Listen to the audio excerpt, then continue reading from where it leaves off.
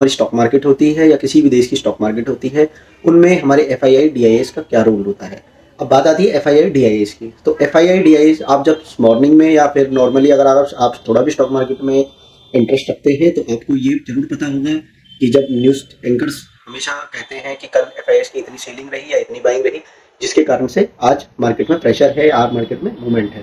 तो आज हम इसी चीज़ को डिस्कस करेंगे कि इन्वेस्टर कितने तरीके के इन्वेस्टर होते हैं और ये कैसे किस तरीके के बाजार में इन्वेस्ट करते हैं और किस वजह से हमारे जो स्टॉक मार्केट में मूवमेंट अप या डाउन ट्रेड का चल आता है इनकी वजह से। तो सर इसी के साथ हम स्टार्ट करते हैं इस वीडियो को। Let's start this video.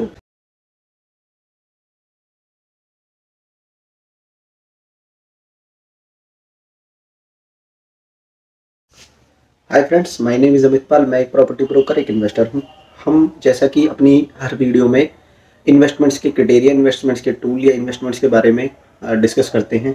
तो आज जिस टॉपिक के बारे में हम डिस्कस करने वाले हैं वो भी इन्वेस्टमेंट से रिलेटेड है, बट ये टाइप ऑफ इन्वेस्टर वाले बात करते हैं। हम इन्वेस्टर्स कितने तरीके के होते हैं। देखिए सर, इन्वेस्टर दो टाइप के इन्वेस्टर होते हैं, रिटेल इन्वेस्टर और हमारे इंस्टीट्यूशन इन्वेस्टर।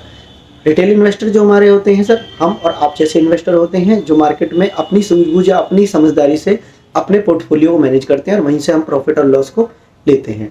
वहीं अगर हम बात करें इंस्टीट्यूशन इन्वेस्टर की, इंस्टीट्यूशन इन्वेस्टर हमारे इन्वेस्टमेंट बैंक भी हो सकते हैं या हमारे इंश्योरेंस कंपनियां हो सकती हैं या हमारे म्यूचुअल फंड के असेट्स कंपनियां होती हैं और इंस्टीट्यूशन इन्वेस्टर होते हैं। अब इंस्टीट्यूशन इन्वेस्टर भी सर दो तरीके के होते हैं, एक हमारे एफआईआईज होती हैं, एक हमारे डीआईआईज होती हैं। हमारी जो एफआईआईज होती हैं वो उनको हम बोलते हैं फॉरेन इंस्टीट्यूशन इन्वेस्टर। जैसा कि नाम से पता लगता है कि फॉरेन से आए हुए इन्वेस्टर्स जो इंडिया में इन्वेस्ट करते हैं उनको हम अपनी एफआईआईज बोलते हैं। अगर हम बात करें एफआईआईज की, तो एफआईआईज के लिए इंडियन गवर्नमेंट के बिहाफ पर सेबी ने, security exchange board of India ने कुछ रेगुलेशन बनाए हैं। उन रेगुलेशन के अकॉर्डिंग एफआईआईज किसी की स्टॉक मार्केट की किसी भी कंपनी में लगभग 24% का स्टेक ही रख सकती हैं। उससे ज़्यादा अगर उन्हें रखना है तो उसके स्टॉक होल्डर्स जो हैं उनकी सहमति से 30% तक का ही स्टेक होल्डिंग वो रख सकती है। इससे ज़्यादा वो स्टॉक होल्डिंग नहीं रख सकती अकॉर्डिंग टू सेबी रेगुलेशन के अकॉर्डिंग।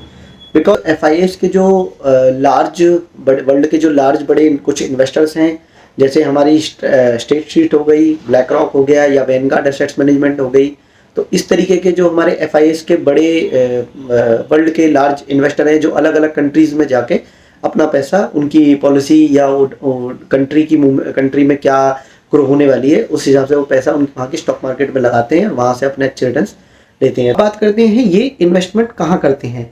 देखिए सर, कोई भी इंसान है या मैं हूँ या आप हैं, हम इन्वेस्टमेंट वहाँ करेंगे जहाँ हमें फ्यूचर ब्राइट दिखेगा या हमें लगेगा कि यहाँ हम अच्छे रिटर्न्स ले सकते हैं। तो इसी तरीके से एफआईआईज होती हैं, इसी तरीके से डीआईआईज होती हैं। एफआईआईज नॉर्मली कंट्रीज़ में किसी भी अनदर कंट्रीज़ में इन्वेस्टमेंट करती हैं, यानी कि इंडिया के लिए यूएस एफआईआईज हैं, यूएस के लिए इंडिया एफआईआईज हैं। यानी कि यहाँ के इन्वेस्टर जब अमेरिका में इन्वेस्ट करेंगे तो वो उनके लिए एफआईआईज होंगे। तो जब अमेरिका के इन्वेस्टर जब इंडिया में इन्वेस्टमेंट करेंगे तो वो ये देखेंगे कि ये कंट्री का फ्यूचर क्या है या इनकी यहाँ की गवर्नमेंट पॉलिसी क्या है। अलग अलग सेक्टर्स में उसी हिसाब से इनकी इन्वेस्टमेंट होती है। जैसे कि हम बात करें कि एक ए है, एक बी है, एक सी है। एक ए बंदा जो है वो एफर्ट करता है, डेवलप होना चाहता है। एक बी है जो अंडर डेवलप है, यानी कि सोचता रहता है बट करता अभी नहीं है, बट सोच रहा है कि मैं करूँगा। और एक डेवलप्ड है, ऑलरेडी उसने इतना कमा लिया है कि अब उसे ना भी कमाएगा तो चलेगा बट वो उतना ही काम करता है जितना उसे जरूरत हो।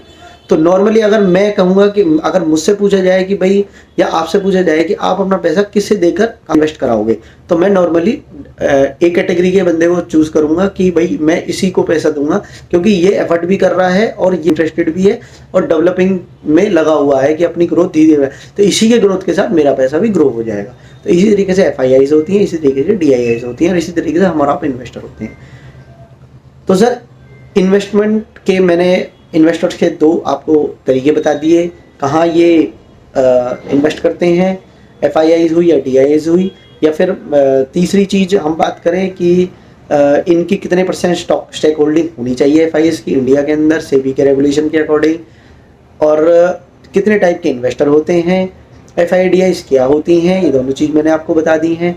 तो अब इसमें सर देखो FIDIs का रोल क्या होता है स्टॉक मार्केट के अंदर, मेन चीज़ आती है ये, जब भी बाजार में FIIs की सेलिंग होती है, आप नॉर्मली देखना भी पिछले कुछ दिनों में FIIs की सेलिंग हुई है पिछले 1.5-2 महीने में दबा के, तो बाजार एकदम गिर गया, लगभग 6-7 महीने साल भर डाउन चला गया बाजार। तो 26,000 से मार्केट टूटकर 23,200 तक आ गई, 23,200 23,100 तक आ गई थी। तो ये हुआ इसलिए था क्योंकि FIIs ने बहुत भारी भरकम सेलिंग की। वो रीज़न ये था कि उन्हें किसी अदर कंट्री की मार्केट अच्छे लगने लगी, यानी कि उन्हें ये लगने लगा कि इंडिया की मार्केट में ओवरवेट हो गया है, तो अब हमें मूवमेंट करनी चाहिए ताकि हम अच्छे रिटर्न्स लें, क्योंकि उनका मेन मोटो ये रहता है कि हमें रिटर्न्स अच्छे लेने हैं, तो हमें कहीं और हमें मूवमेंट करनी चाहिए। नॉर्मली हम भी यही करते हैं, हमारी STP करके एक प्लान होता है, सिस्टोमेटिक ट्रांसफ़र प्लान। जब भी हमें कोई स्कीम में पैसा लगता है कि भाई यहाँ हमें अच्छे रिटर्न्स नहीं मिलते, तो हम उसको ट्रांसफ़र कर लेते हैं उस स्कीम को। तो इसी तरीके FIIs भी करती हैं, इसी वजह से बाज़ार में प्रेशर आते हैं। बाकी न्यूज़ होते हैं, पॉलिटिकल रीज़न होते हैं, बहुत सारी चीज़ें होती हैं जिनसे बाज़ार अप डाउन होता है। तो इसमें कुछ ऐसी बात नहीं है, हमेशा बाज़ार में लॉन्ग रहने की कोशिश करें, टाइम रहने पर अपनी पोजीशन ज़रूर काटें।